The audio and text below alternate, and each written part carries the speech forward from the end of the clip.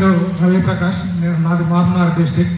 ప్రత్యేకంగా ఈ police notification కు సంబంధించి ఈరోజు చెప్పదలుచుకున్నది ఏంటంటే, ఫస్ట్ ఆ ప్రాబ్లమ్స్ ఫేస్ చేసేది మేము కాబట్టి మాతో చర్చలకు రండి.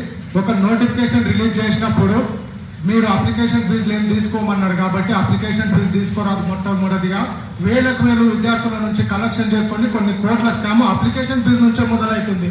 ఇంకొకటి, ఈవెంట్స్ పెడతానంటే ఈవెంట్స్ ఒకవేళ హైట్ చెక్ చేస్తే డిజిటల్ మాన్యువల్ ముందే క్రియేట్ చేయండి. దీని డిజిటల్ వల్ల ఒక్కొక్క చిన్న మిస్టేక్ వల్ల ఏ ఒక్క పాయింట్ తక్కువ వచ్చినా నాకెక్కడో న్యాయం జరుగుతా అని చెప్పేసి నష్టపోయిన అభ్యర్థి కోర్టుల కేసులు వేసుకొని అడ్వకేట్ల జేబులు నిండుతుండే, మా జేబులు ఖాళీ అవుతుండే. ఇంకొకటి ఏంటంటే, ఇక్కడ కావాల్సింది నెగిటివ్ మార్క్స్ పెడితే ముందే చెప్పండి. ఇంకొకటి ఏంటంటే, మీరు లేనిపోని జీవోలు ఏమైనా తీసుకొచ్చింది ఉంటే విద్యార్థులకు మేలు చేసే విధంగా ఉండాలి కానీ విద్యార్థులకు కీడు చేసే విధంగా ఉండరాదు.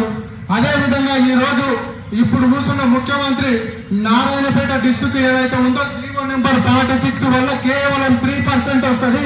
అయ్యా ముఖ్యమంత్రి గారు, మీ గుండెమల్లి, కొత్తపల్లి, కోస్గి ఇవన్నీ కూడా నారాయణపేట డిస్ట్రిక్ట్ వస్తాయి. ఒక 3% ఉంటే ఆ 3% లో కాస్ట్ వైజ్ గా డివైడ్ చేస్తే మీకు వచ్చిన ఉద్యోగాలు 100 ఉంటే 3 జాబులు. ఆ 3 జాబులు నువ్వు ఎన్ని కులాలకు వంచుతావు అని చెప్పి నిన్ను అడుగుతున్నా. ఇదే విధంగా ఈ రోజు నిన్ను గెలిపించింది కేవలం నిరుద్యోగులు మాత్రమే. ఆ రోజు ఇదే రియాజ్ సార్ గారు ఇదే బస్సు యాత్ర పెట్టుకుని ఆకసన్న లేడా, నవీన్ పట్నాయక్ లేడా, ఆ నిరుద్యోగ బస్సు యాత్ర పెడితే నీవు ముఖ్యమంత్రిగా ప్రమాణ స్వీకారం చేసిన రోజే నేను ఈ సీఎం పీఠ మీద కూర్చున్న పాత్రలో నిరుద్యోగుల పాత్ర ఉందని చెప్పేసి సభా వేదికగా చెప్పినావు కదా అన్నా. మీరు గుర్తుకు రాలేదా? 2 సంవత్సరాలు కావస్తుంది. 2 సంవత్సరాలు కాబట్టి ఒక్క రోజైనా నిరుద్యోగులతో చర్చలకు పిలిచినవా అన్నా? 4,000 నిరుద్యోగ భృతి అన్నది, హాస్టల్లో ఫీజు గుట్టుకోడు, నెలకు 6,000. 2 సంవత్సరాలు దగ్గరకు వస్తుంటే 10 ఒకవేళ 12 అనుకున్నా కూడా 20 నెలలకు లెక్కేసుకున్నా 6,000, 60,000, 1,20,000 ఖర్చులు పైన అన్నా. మా 4,000 నిరుద్యోగ భృతి ఎక్కడుందని చెప్పి అడుగుతున్నా. అదే విధంగా ఈ రోజు డిప్లొమా గానీ, బీటెక్ గానీ, డిగ్రీలు గానీ, పీజీలు గానీ చేసిన వాళ్ళకు స్కాలర్షిప్లు ఏడున్నాయన్నా. వాళ్ళ అకాడమిక్ ఇయర్ అయిపోతే వాళ్ళ జేబుల నుంచి రుజువులు చేసుకుంటున్నారు కాలేజ్ యాజమాన్యం. మరి మీరు ఎందుకు ఇవ్వట్లేదు అన్నా? ఈ రోజు ఉద్యోగాలు ఉన్న వాళ్ళు 58 సంవత్సరాల వరకే చేయలేకపోతున్నారు. 61 సంవత్సరాలకు పెంచే దౌర్భాగ్య పరిస్థితి ఎందుకు వచ్చింది? వాళ్ళకు కనీసము రిటైర్మెంట్ పింఛన్ లేక మీరు ఏజ్ పెంచుతున్నారు. ఈ రుజుకు చెప్పారా లోపల ఉన్నది?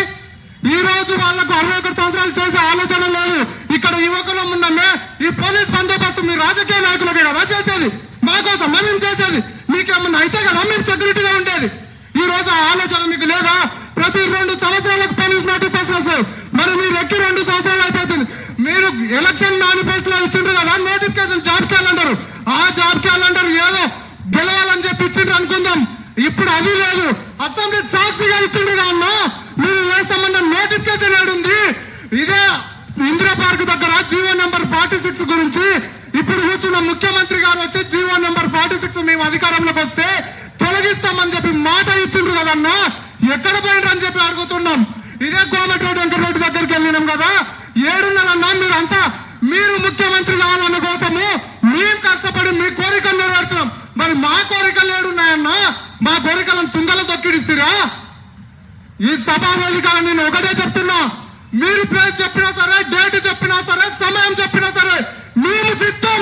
సచివాలయం సాక్షిగా జీవో నెంబర్ 46 నువ్వు ఏం సమాధానం ఇచ్చారు? లోపలికి పిలుచుకొని జరసేపు చర్చలు చేసి టీవీ స్క్రోలింగ్ ఇచ్చుకొని ఎక్కడ పోయిందన్న జీవో 46? ఈ జీవో 46 వల్ల ప్రత్యేకంగా నీ నియోజకవర్గంలోనే నష్టపోతున్నారు. ఇది ఒకటి గుర్తుంచుకో. మమ్మల్ని చర్చలకు పిలిపించు. జీవో నోటిఫికేషన్ ఏ విధంగా ఉండాలి, ఏ విధంగా లేదని చెప్పేసి మాతో చర్చలు జరుపు.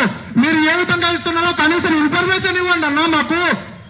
ఇంకొకటి ఏంటంటే, ఈవి శ్రీనివాసరావుకు మీకున్న సంబంధం ఏందో తెలియదు కానీ అప్పుడు గత ప్రభుత్వం కానీ ఈ ప్రభుత్వం కానీ ఆయనను తొలగించిందంటే ఒక్కరు తొలగించరు.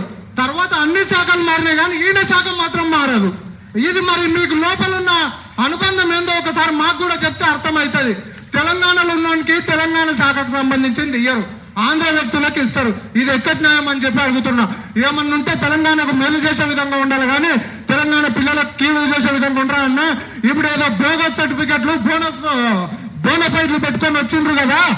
మీరు 6th నుంచి 10th వరకు ఉంటే ఎస్ఎస్సి మెమోలో ఏ స్కూల్లో చదువుకున్నారో స్కూల్ పేరు వస్తుంది. ఆ బోనఫైడ్ కూడా అదే ఉంటది. అక్కడ ఫ్రాడ్ జరగడానికి అవకాశం ఉండదు. మీరు ఏదైతే 1 to 4 అని చూసుకుంటున్నారో అది కౌంట్ కాకుండా చూసుకోండి. ఇది ఒకటి చేయాలని చెప్పి కోరుతున్నా.